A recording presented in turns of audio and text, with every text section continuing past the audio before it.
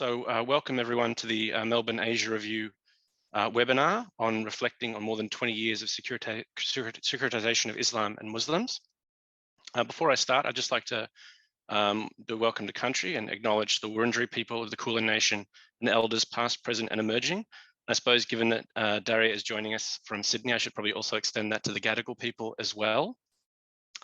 For those who are with us tonight, I should mention that there is captioning available if people have any sort of hearing impairment, so you can make use of that. With regards to myself, for those that don't know me, I'm Dr. David Tittensaw. I'm a senior lecturer in Islamic Studies here at Melbourne University and also the Deputy Director of the National Centre for Contemporary Islamic Studies. And I'm joined, I'm pleased to say tonight, by three scholars whom I actually know quite well over the journey.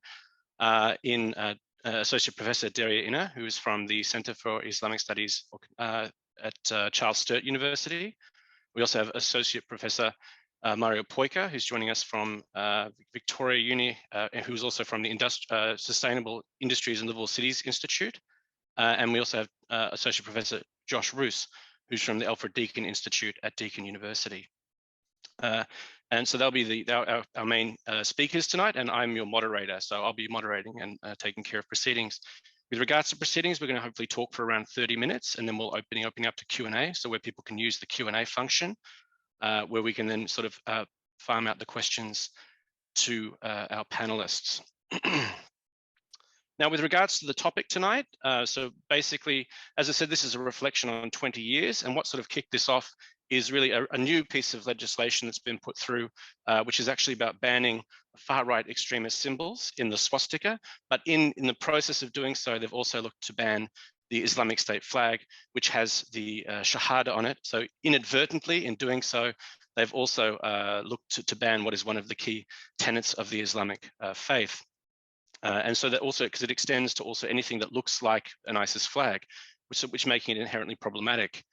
Alongside that, this already builds now on what is 92 counter-terrorism laws that have been instituted since the very beginning, since September 11. And further, there's already been a significant move away from focusing on Islamic extremism, moving more towards a more broader term of violent and extremism in general, where they're not really focusing on that. It's more ideological and other forms of extremism. And so this begs the question, if we're moving away from that, why is there still this focus on Islam? Why does it still sort of get caught up in this particular situation in terms of legislation? So with that in mind, I'd now like to turn to our questions, and I'd like to begin with Daria, if I can, who's actually done a lot of work on Islamophobia, writing reports based on the Islamophobia Register. So if I could direct this to you, Daria, how far have we come, given that you've been sort of charting this for a considerable amount of time, and is it still a major problem? And is this reflective of Islamophobia still being a major problem? Okay, thank you very much. And by the way, I'm joining you from the land of the Darug people, Parramatta, and acknowledge the elders past, present, and emerging. And coming back to your question, yes, it is still a problem. We can sometimes be illusioned by the increase or decrease of day-to-day incident reports. To me, incident reports are like the huge winds coming to the sea, and that is the time when we see trigger events leading to incidents and leading to reporting. But in the absence of trigger events like bombing or Christchurch type of attacks, we may assume that incidents are withdrawing and Islamophobia is disappearing. But the reality is that this hate didn't occur overnight, and it will not disappear overnight. So it is there. You may not see huge waves day-to-day, hate crimes maybe, but it is still there in very subtle ways sometimes. And again, going back to your question, this systematic and continuous stigmatization of Muslims and Islam inevitably created an image of Muslims, no matter how the rulings or how the wording is neutral. At the end of the day, what people understand is completely, I think, disproportionately affecting Muslims, because right away Muslims come to mind. For example, think about Erosion's definition of extremism, violent extremism, ideologically motivated and religiously motivated, for example, violent extremism. And in the context of 20 years experience, what do you understand from religiously motivated? Obviously, it is first and foremost, people remember, recognize Muslims. Who else you can imagine in the context of the 20 years discourse in Australia? For example, Muslims in this last 2 decades portrayed everywhere, including Australia, as cultural, democratic, and security threats. Let's say creeping Sharia or demographic threats, like they are increasing by migration and fertility, and connecting it to great replacement theory, but also seeing Muslims as security threats, always associating Muslims with terrorism. And that was the case from top to toe. Remember, Prime Minister Abbott was saying, I wish Islam is a religion of peace. When Muslim leaders say that, I wish they also mean it. And also Hansen was saying Islam is a disease for which Australians needs to vaccinate against. And this rhetoric we see had big repercussions in social media, in day-to-day rhetoric as well. Even after Christchurch, we remember people were using this analogy and saying Islam is a cancer and it requires radiation. Radiation means that type of treatment killing all healthy and unhealthy cells. And saying this right after Christchurch meant Muslims should be extinguished. And again, this was the rhetoric from top to toe and from offline to online. But in the meantime, looking at the media, remember 2017, 5 Murdoch newspapers alone had more than 3,000 articles which mentioned Islam and Muslims in relation to terrorism and violence. Again, and this is very much used by the far-right groups. So mosques are seen as the hubs of terrorism, and religious leaders are not seen genuine, and halal eaters and certifiers are portrayed as the supporters of terrorism. Within this context, if someone, or if ASIO is putting a definition, religiously motivated, that is very dangerous, because the motivator is seen to be religion, and it means every followers of this religion is potentially or at risk of radicalization, because the problem and the issue is related to religion. So, and also another problem, we are here giving credit to those terrorists who are defining themselves as Islamic or Muslim, but also discrediting or dismissing more than 2 billion people around the world and 800,000 people around Australia who try to constantly differentiate everyday Muslims from these terrorists. So my point here is, yes, in the back of people's mind, from top to toe, as a result of this 20 years systematic stigmatization, Muslims are still under the mind, in their mind, and as a result, implicitly or explicitly, or even if it sounds neutral, that is disproportionately affecting Muslims. That's why when it comes to legislations, we should be more diligent. We should have more consultations, and also we should avoid using any religion to the center of this type of very, I think, sensitive, in a very sensitive topic like terrorism, violent extremism, radicalization. Stay away from blaming any religion, because remember Brenton Tarrant in his manifesto, he used the loss of Christian faith and the empty church, and he was lamenting for that. And does that make him religiously motivated because of this type of discourse? It's not about religion only because it is, I think, reminding of Muslims, but any religion put into the center of a blame, like religiously motivated, for any religion, that is a risk, because any follower of that religion is also put under scrutiny, and that's not fair to any religion or any followers of religion. Thank you very much. So if I understand that correctly, you were saying that there's been basically consistent stigmatization over 20 years, and that hasn't really abated in any way, shape or form. Is that correct?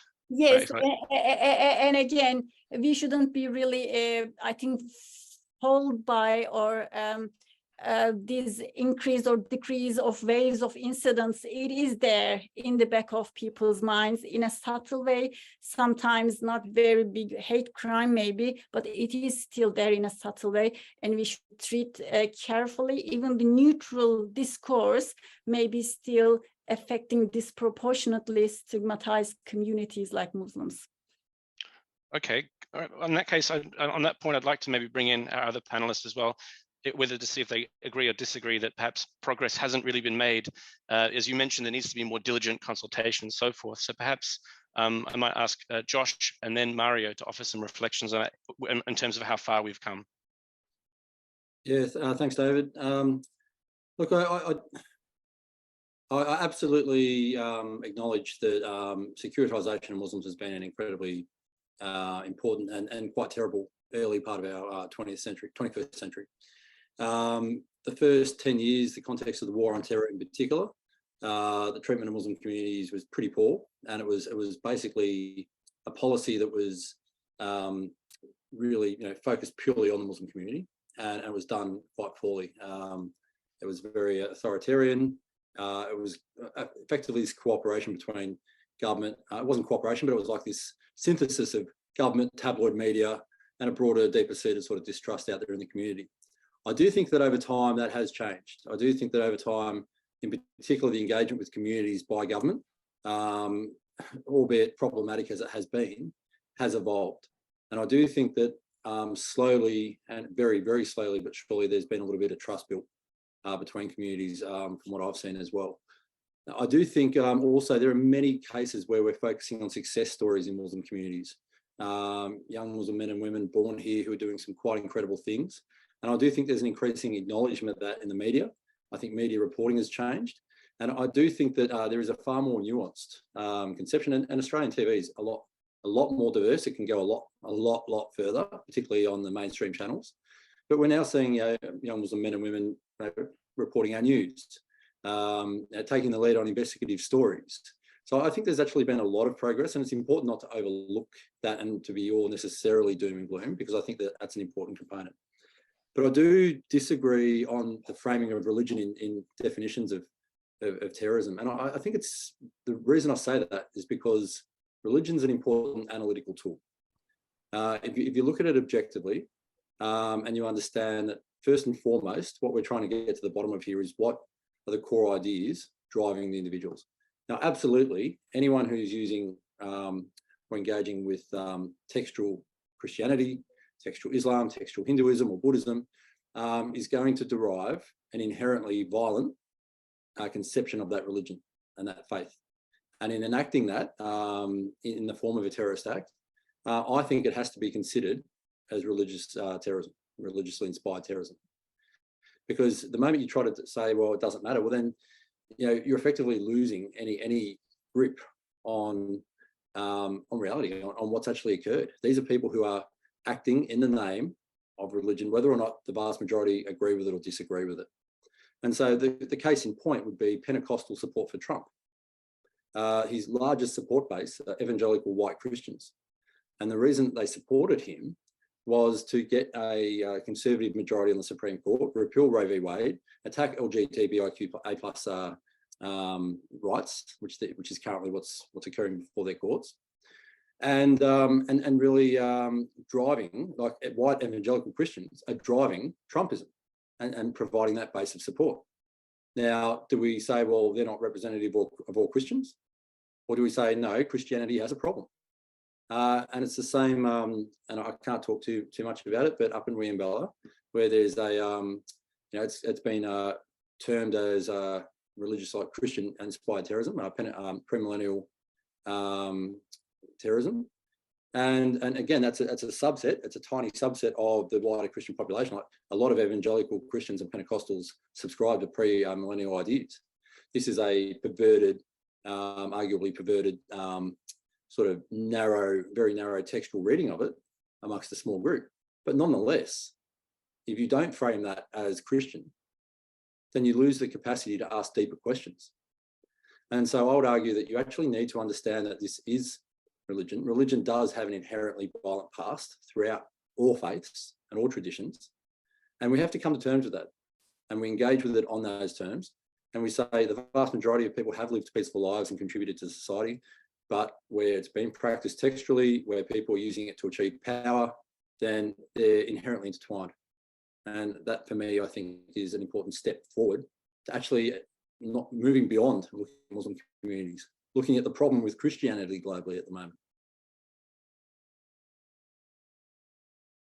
Thanks, Josh. Mara, did you want to add any thoughts to that? Well, first of all, I want to recognize that I'm on stolen land of the Bonbarong country from where I speak today. I also want to state the obvious that I'm not Muslim, and I think that's not just something that I just say but I think it's important for the conversation to position myself in here. I could tell you, about surveys and all these things that may indicate that, when you ask people negative feelings towards Islam or not, might have gone down 5%. That's not the point here. I think that if we do that, then we're missing the point. Those surveys don't reflect the scope of Islamophobia, although it looks like it does, but it doesn't. So we have to look at those who are at the receiving end of those experiences. And I'm not, so I have to acknowledge that.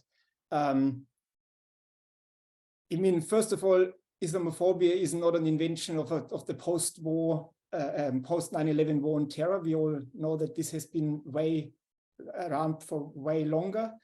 It has received, the awful thing is that it has received some kind of legitimacy during the war on terror, where people find a seemingly legitimate way to hate and to exclude and to basically use this mechanisms of racism.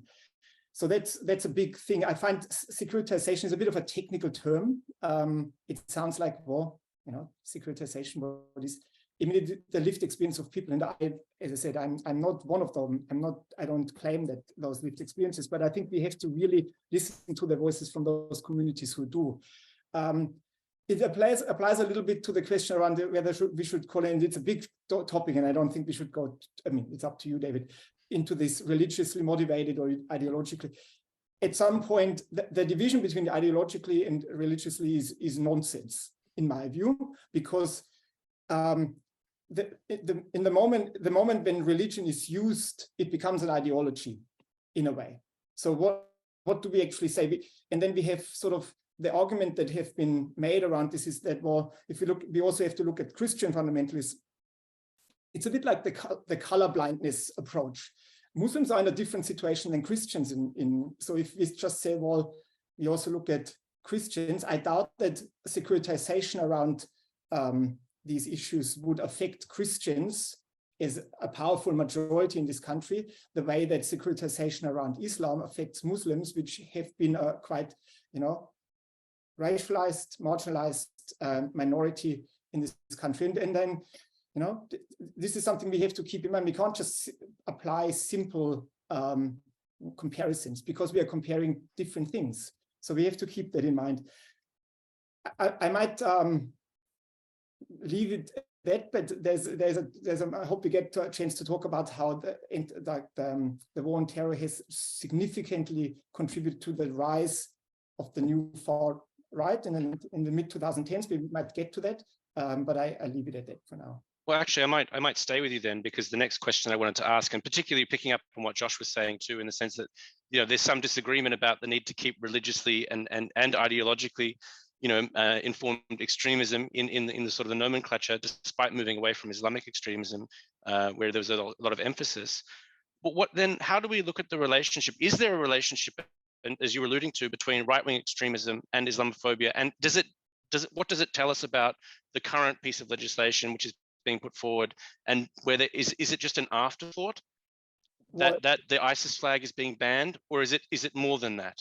Well, I simply don't understand where the need comes from, and I find it personally quite frustrating that we cannot for once just focus on tackling right-wing extremism without constantly pulling in other forms of extremism and violent extremism. I simply don't understand, as if it's like a taboo to say. We had that with left-wing, right-wing extremism. You can't talk about right-wing extremism without talking about left. I don't understand. We had no issues with talking about jihadist extremism or whatever the terminology is. I don't even know what we use now or what we should use. For 20 years, and all of a sudden we become super sensitive, and we can only talk about this by talking about something, while we also mention the ISIS flag. I find that appalling and pathetic. There's no need for that, and it just puts more pressure on the Muslim community. I mean, we're not in 2015, and in 2015 we saw what happened, and that's the connection to the far right. The far right has been around for many decades, obviously, but the rise, this sort of almost becoming a sort of a mass movement in a way. And I'm not doubting that Islamophobia was completely mainstream, but what we've seen was that in 2015 with Reclaim Australia and many other groups, that was the gateway. And it's still there. It's not used as much as it used to be for political mobilization, because they've captured all those people in their sort of communities, in their, you know, parallel communities in the far right. So they're trying different things now, but it has been the gateway. That it made it en vogue. I mean, you could be like this, and that was a big thing. And I mean, obviously, anti-Islamic. We have to talk about Christchurch here as well, because it is only a small step away. I mean, so I mean, I don't want to, you know, cause like trauma or whatever, or panic, but I mean, Muslims know that and feel that anyway, as far as I've been told. The guy who killed 51 people in Christchurch was not, when we found him in our own data, in our own work, he did not stand out. The way he spoke, the way he commented was not different to thousands of others in those places. So, I mean, if that's really, how can it be any more clear that we have to really take that very seriously? So Daria, yeah, please, Daria, if you'd like to jump in. I think, yes, I just need to, answer Josh about a few things, but because I think we need some clarity in the very beginning as well. First thing, for example, when we are talking about religiously motivated, going back to that argument. So for religiously, when I look at the theology aspect, yes, there is religious exclusivism, and this exclusivism is not necessarily related to politics. It is sometimes people thinking that the others are in, you know, going astray and they are just going to go to hell, or this kind of exclusivism can trigger some problems in a social society, in a multicultural society. But when it comes to the type of extremism we are talking, it is always politically motivated. So why Buddhist monks in Burma are for example, motivating to, you know, burn, let's say, mosques, or why ISIS is in Middle East, or Boko Haram, or many other things. So it is not a random, it is not necessarily, when you say religion as a top topic, and if you say it is theologically, that's completely different story. We should start talking about religious exclusivism as a theological matter. But here, whenever we see religion is used, it's for a political reason. That's why I don't see, as Mario said, big difference between political or religious. So it is just a tool to bring people, even within that, the rhetoric, you see that it's not purely religious. You see a lot of loaded political agenda included. So that's one point. But also, Josh, when you were giving very positive stories, we are not here to talk about positive stories. Otherwise, I would talk about how Muslims in Australia, Muslim women in Australia, use Islamophobia as a stepping stone to assert their agency. We see a lot of women are outward and taking this an opportunity to educate masses. So there are really good things happening here. But in the meantime, we need to acknowledge the fact that the impact is still here. We just did a few surveys during COVID time, and it wasn't really, even the anti-racism, anti-Asian racism was on the rise. We still saw in many problems that we can come to that maybe later. But here, my point is, yes, there are positive stories, but with the, George Floyd incident and, lies in custody and a lot of, I think, global problems, really, it is just not to do any favor to Muslims. There was an, I think, wake-up call for many people, including Australia, how we can strengthen our democracy, how can we be more inclusive. So there was a structural effort. It wasn't a favor to Muslims in this case. It was a very, kind of inclusive approach. Now we are talking about, for example, voice referendum. So things are improving, not to do any favor to Muslim, but as a global, you can't resist to the global, I think, change. And in a way, it is good. We are here to acknowledge the good sides as well. Religious discrimination law, for example, passed in New South Wales a few weeks ago. But we are here to, I think, discuss the problems which are still affecting Muslims. But also coming back to George's example of Trumpism by evangelical groups, this example is not necessarily, I think, reflecting the matter we are discussing, because that was in a very democratic environment.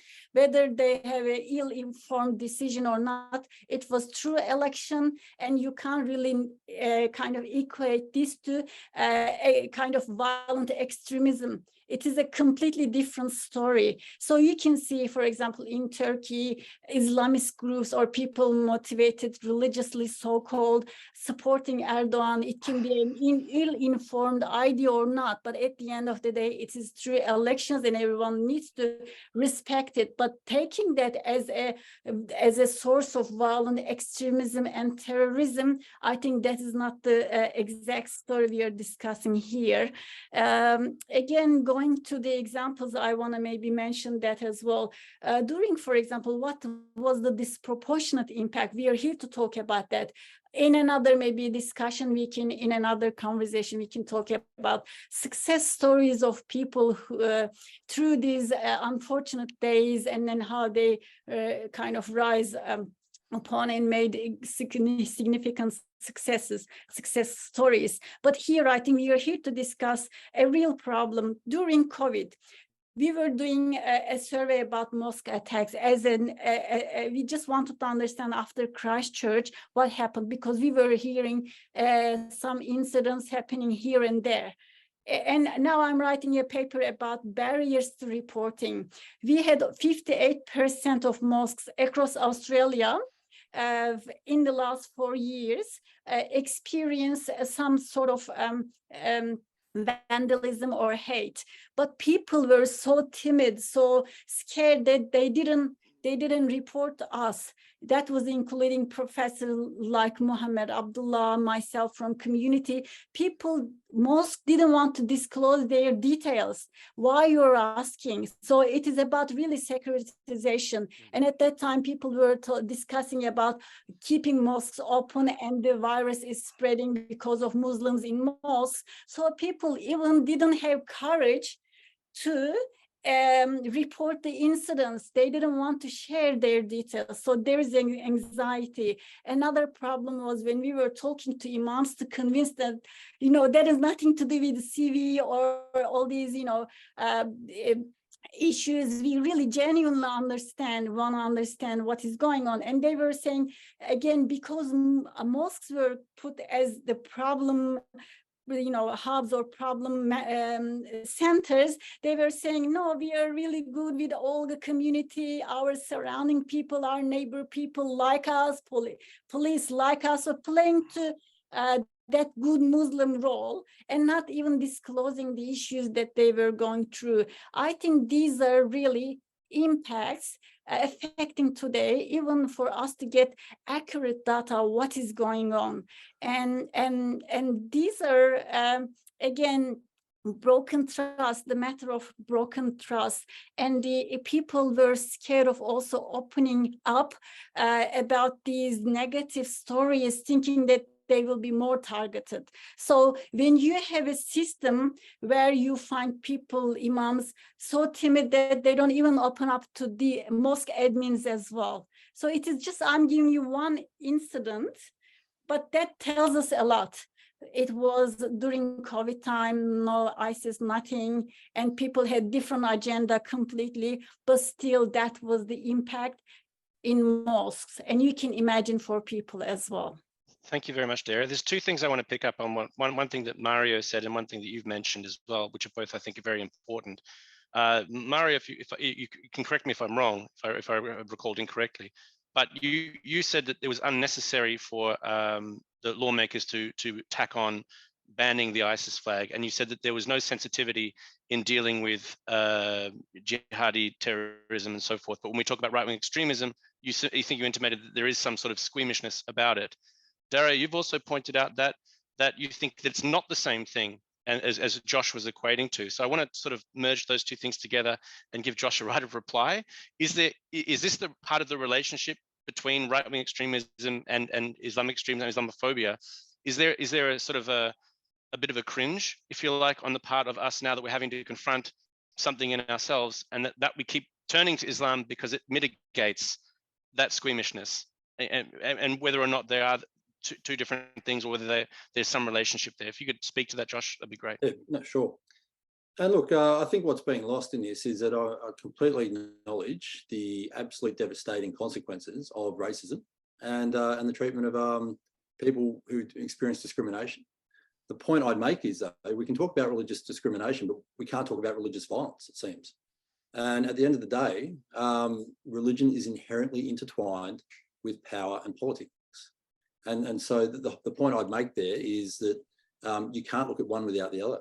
You could try to assume that it's just purely spiritual, but in any form of practice is an inherently social and political thing. But to move back to the question, I do think there is absolutely a squeamishness. Like, you know, many of the mainstream headlines when Tarrant, and I say Tarrant because it's a white Anglo-Saxon male, and this whole thing of not naming him, I actually think obfuscates what he is and where he came from.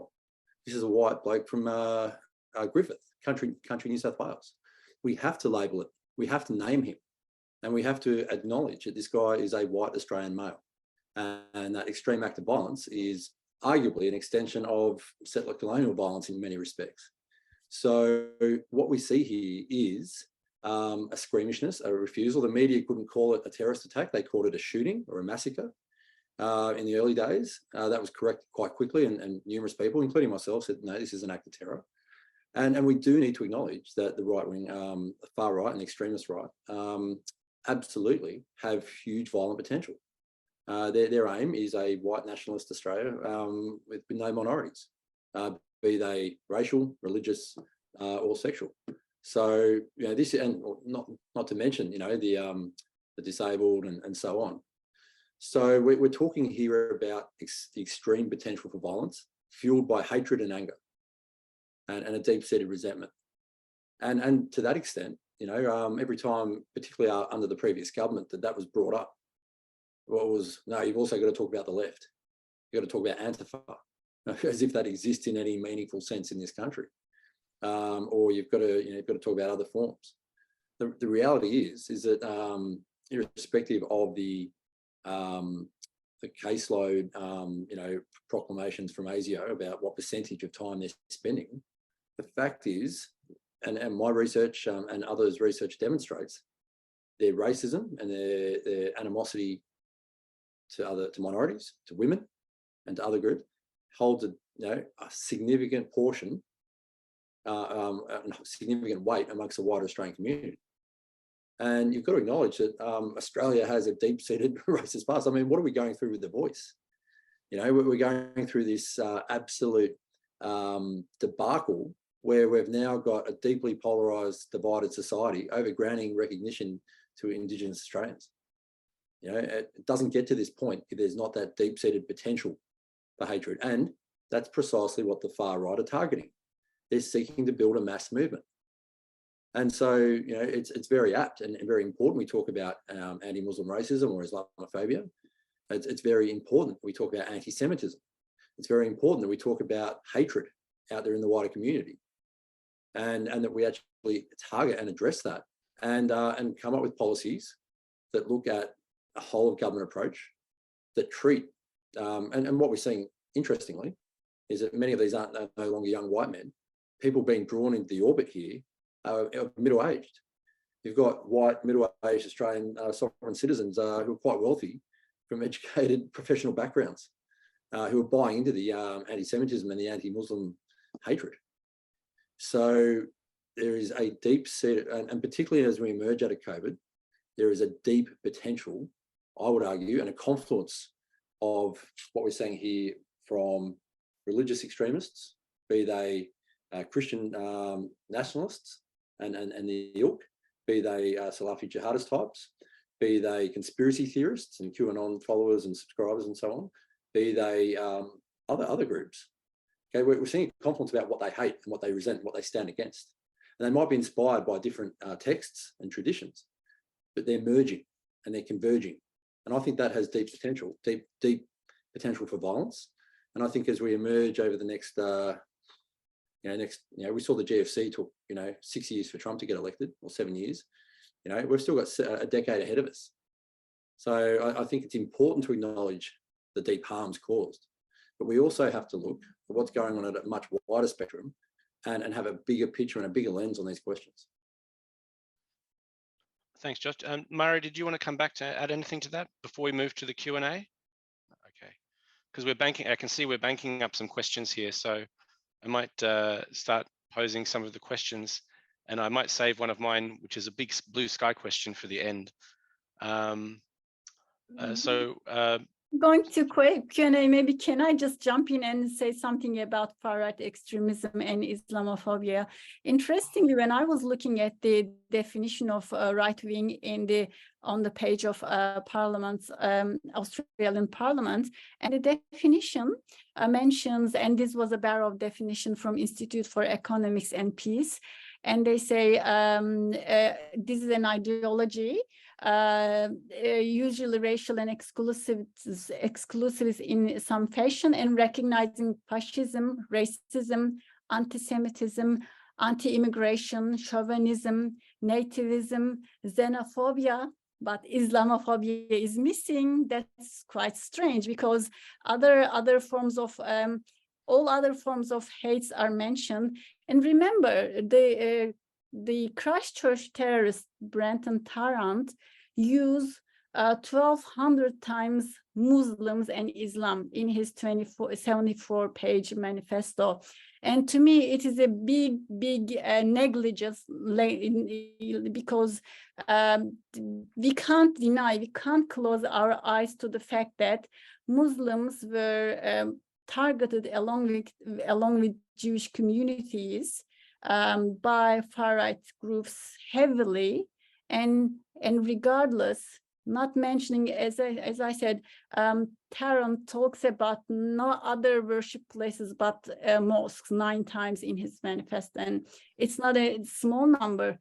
1,200 times he mentioned Muslims and Islam, and again in the official definition that you can find on the Parliament's page, it doesn't recognize Islamophobia. That is concerning. I just see a denial, and even in definitions we should be really inclusive and clear when Muslims are the prime targets. David, can I just quickly jump in before you open? Absolutely. Because I really want to really think the area for for being a voice and also on this panel. I mean, is what we have, we have discussed far-right extremism now in Australia for a few years, but what is really missing is that, and politicians and policymakers, they don't get it because it's missing, is that how it affects, it's like a sterile topic almost. It's something like really like an extremist thing somewhere in a nice box that we can talk about. The problem is that it affects people every single day in the Muslim community, also in the LGBTIQ and other communities. And the voices from those communities, even without an attack, even without having a terrorist attack in Australia, it affects people's lives. And it's weird for me. I would love to hear other Muslim voices saying this. I'm not claiming to speak on their behalf, but I've heard this through my work so many times that there is fear that a white person like myself can simply not fully understand. I mean, I can empathize and sympathize, but I don't fully feel that kind of this deep-seated fear. When after Christchurch, people went to the protest in front of the library and other places, how people are scared from Muslim communities, and policymakers and like myself and others, we don't feel that. For us, it's a sort of an interesting topic, the far right, but we are not at the receiving end of this constant fear. And I think the community voices are really crucial, and the politicians, those who make those decisions, they have to listen way more to those voices because they are real. And we are not living in a society where, we have a few hundred or thousands of Muslims, and the majority is diverse. I mean, we are a society where the majority is a potential target, and it is especially Muslims, and it is and other LGBTIQ plus communities and others. We have to listen to those voices way more than we do now, because then we start to realize how real it is, and not just like a nice topic that we write a nice paper about. I think that's really an important thing, and that's why I'm glad that Daria made those points and is here today. Just one thing, I don't want to really underline Muslim favoritism thing. What happens is the erosion of democracy. At the end of the day, what happens to Muslims today is directed at during COVID times, Asian Australians, and later on now it is indigenous communities. So once the lines are breached and it is normalized, same people and in a different climate will target other vulnerable communities. So at the end of the day, it is not only for Muslims, but the problem is erosion of democracy, I guess. Yeah, look, there's a couple of questions which have picked up on a number of these themes here, and two in particular, which I think I can fold into one question, which I can pose to everyone, because this has been something of an issue, is that again, the definitional work. So coming back to that sort of violent and religious extremism, particularly what Josh touched on, and Dara, you pointed out as different. I think Murray, you've also made reference to the nomenclature as well, is that it's fundamentally unhelpful to still keep focusing on the issue of religion and religious motivation in terms of the violence.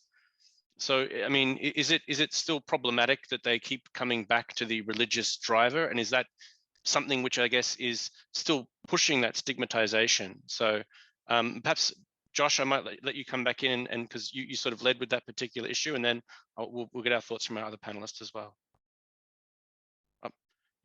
You're still on mute. Yeah. Typical academic. Look, I'll start by acknowledging the important work that Rita's done in advocating, particularly for Muslim communities, and the work of Ahmad. Look, I think that ultimately religion is an analytical category for me, okay, as a scholar. All right, I don't, mix my practice and my, I call myself loosely a Christian. Okay, I'm not secular.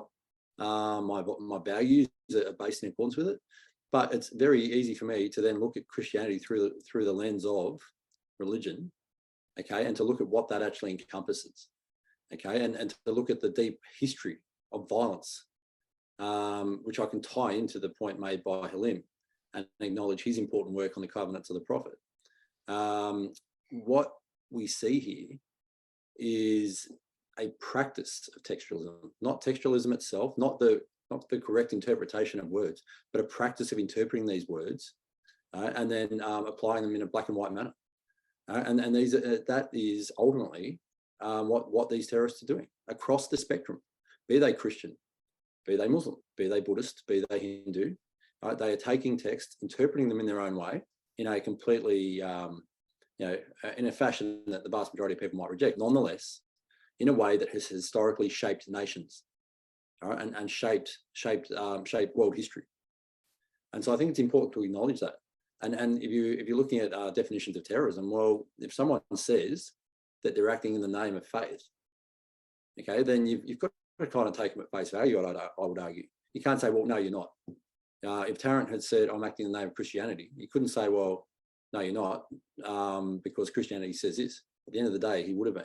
And it's the same for many such instances when Islamic State magazines are full of completely, again, appropriated and like pretty horrible prose and complete garbage, but nonetheless, engaging with text and engaging and attempting to put a theological position. I would argue you have to call that religion and engage with it as such. Whether or not that causes hurt or harm, that is scholarship. And that to me is important, is that we distance ourselves from the emotion of it and look at it through as objective a lens as possible. And again, acknowledging the extreme hurt and harm that securitisation has caused. Okay, you don't have to go down that extreme route of surveilling, of pressuring, of mass, media and tabloid pressure, and causing the emotional and the psychological trauma that continues to exist.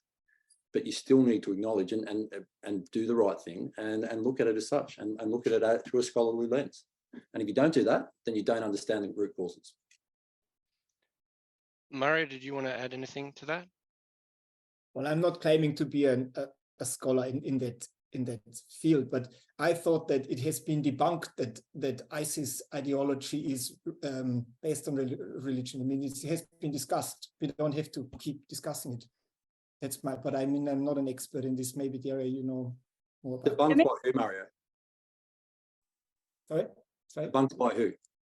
Well, I mean, by Islamic scholars. I mean, in the past, I've read, I mean, wasn't that in the mid-2010s, it was pretty clear that that they cannot, I mean, they claim to speak, like they claim to,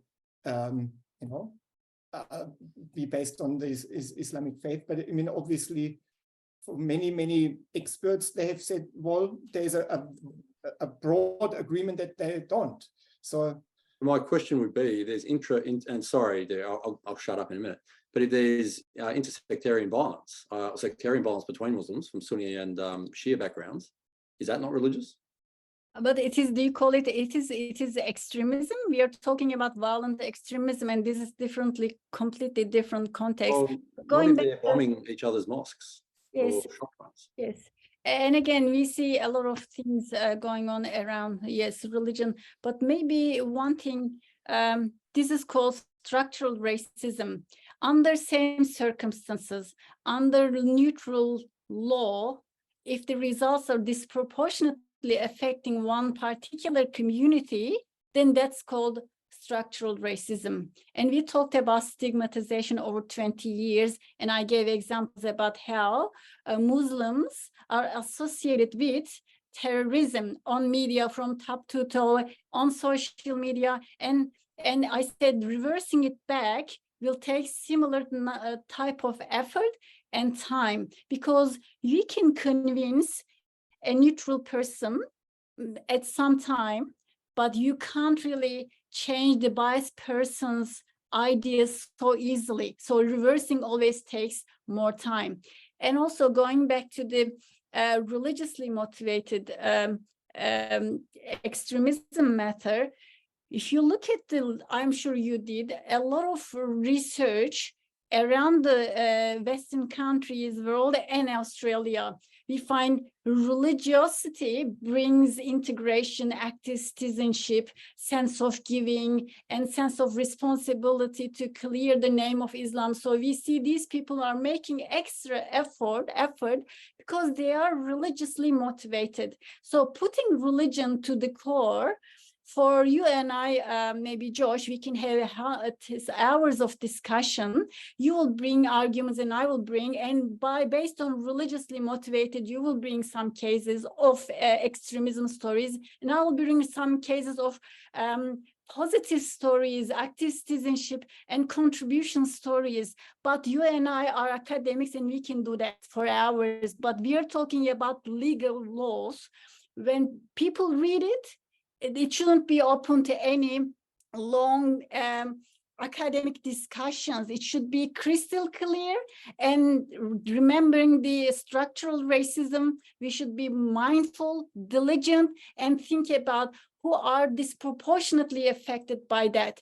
That's why we can maybe find a better definition, which is not really disadvantaging any community. And also, I don't know how you connected, Josh, about religiously motivated discrimination, because I was talking about religious discrimination, discrimination of people based on their religious appearance. So I don't know really what would be people's motivation. So it's not necessarily religious people are discriminating religious people. I didn't understand that point. But my question is, why do people doing good work, and I acknowledge the enormous amount of good work, I've written about it, and I would argue that in some cases I was amongst the first in this country to write about it and to do that work. Why do they have a monopoly on acting in the name of faith? Mm-hmm. Why is it that their particular interpretation of doing good mm-hmm. is the only interpretation? Why, again, it comes back to, there is incredibly, my grandfather was a fundamentalist Christian minister who was about as intolerant as it gets. I was raised told I was going to hell every other day for questioning something. This is a lived experience at my end. Okay, so my question is, if there are good Christians and people who are, talking about refugees' rights and talking about challenging inequality and doing good, what we might call liberal Christian work, why do they have a monopoly though on that label of being good Christians, when really at the end of the day it's about an interpretation and an act people believe is in accordance with that faith? There are many horrible, intolerant Christians as well. Yes. They still call themselves Christians. And so I suppose in applying that to Islam, how's that different? Yeah, no one really tries to clear Islam's name here, but my point here, we can have this discussion for hours, but we shouldn't really have this reflected. We can't really reflect these discussions in a one-line law. So it should be crystal clear, and it shouldn't be disproportionately affecting any community. That's my point. This is the difference between academia and legal, I think, wording. Okay, I'm just mindful of the time, and there's a few threads that I want to pick up on there, because there's also a couple of powerful questions that have come through.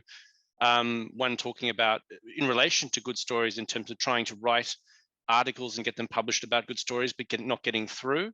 And there's other one which from Rita, that's from Sirwan, and there's a related one from Rita saying that basically Muslim communities still feel under siege, if I understand it correctly.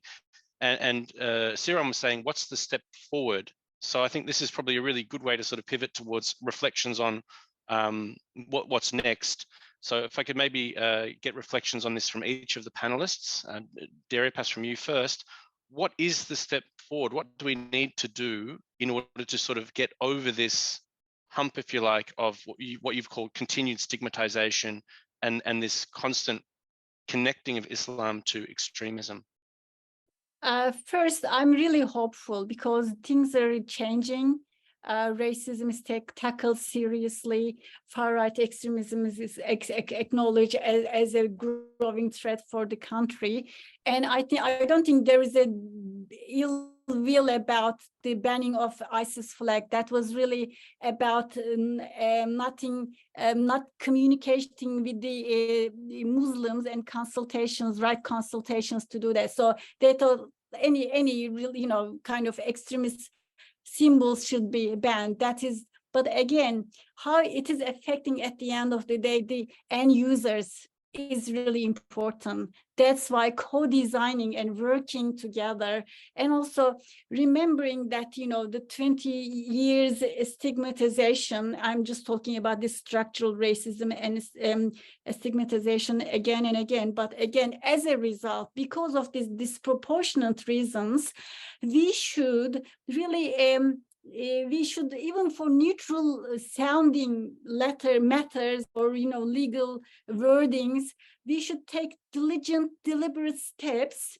to tackle sensitive issues and talk with the most affected users. Because I'm, as a Muslim woman, interviewing with some others, and I kind of realized some stories of the vulnerable groups. For example, I never thought that a Muslim parent looking for a school for her child, looking at the school, how the school is stated, she was thinking, if a crazy man comes and shoots, if this school is protected enough, are they directly shooting children and students from the school? That's something that I never thought, although I had kids. So the impact we can understand better talking to the affected communities. That way, I think diligent, deliberate steps through consultation will make difference. I believe in people's intentions, and the structure is getting better and better, but I think we need more communication channels with the end users. Thank you, Dara. I mean, Mario, I think that's really relevant to some of the work that you've been doing. I heard active citizenship mentioned before. Would you like to offer your reflections on that as well, in terms of what's the way forward and what are the challenges? Well, the challenges are big, and legislation like this doesn't help. So we have to wind that back instead of piling on. It's, for me, as a white person, I think, and a non-Muslim, I think it's really important to emphasize that the fight against Islamophobia is not something that is the responsibility of the Muslim community.